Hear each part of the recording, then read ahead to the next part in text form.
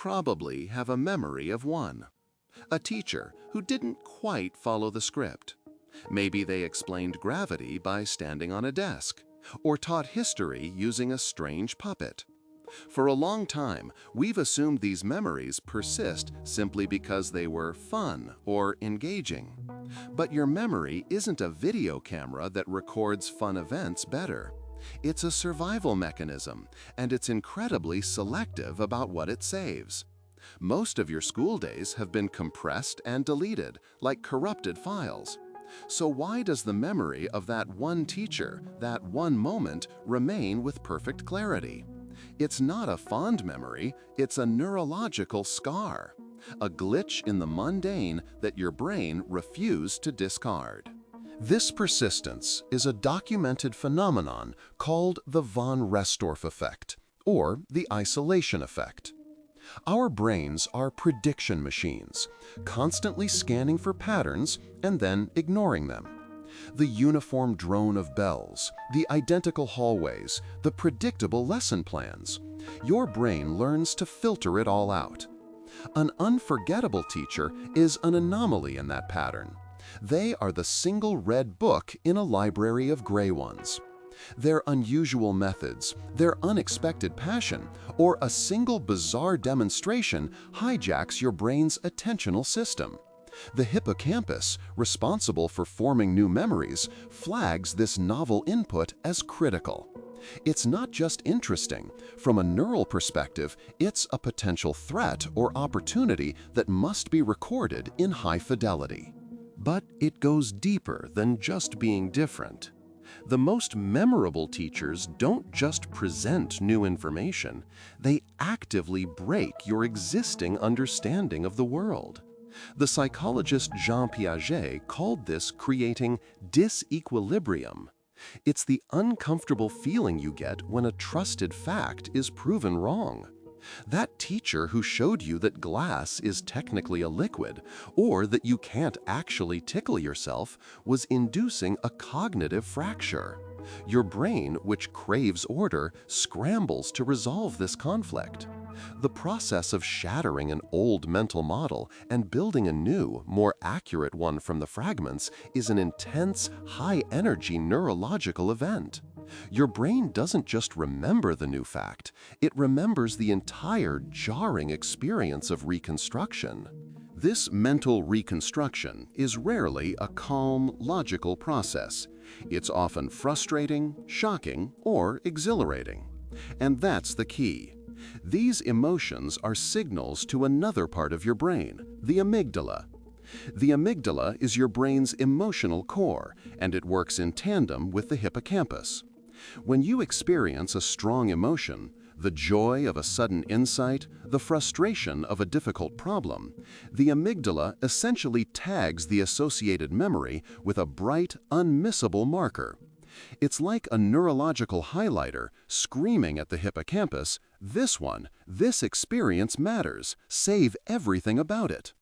The laughter from a failed experiment or the awe of a profound revelation isn't just a feeling, it's a chemical instruction to create a long-term, high-priority memory. That teacher's passion, was it real or just good acting? Your brain didn't care. When we watch someone perform an action or express a genuine emotion, a special class of cells called mirror neurons fire in our own minds. These neurons create a simulation of the other person's experience within us. You don't just see your teacher's excitement for physics. On a neural level, you feel a version of it yourself. Research has shown that this can lead to brain-to-brain coupling, a state where the neural activity patterns of the student and teacher become synchronized. You are literally getting on their wavelength.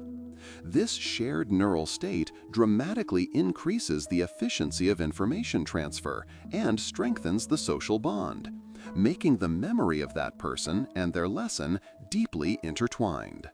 Unforgettable teachers are masters of crafting intellectual puzzles. They don't just give you the answer 42. They give you a winding path of clues, paradoxes, and challenges that lead you to discover 42 on your own. Every time you solve a small piece of the puzzle, every time you have an aha moment, your brain's reward system floods with dopamine.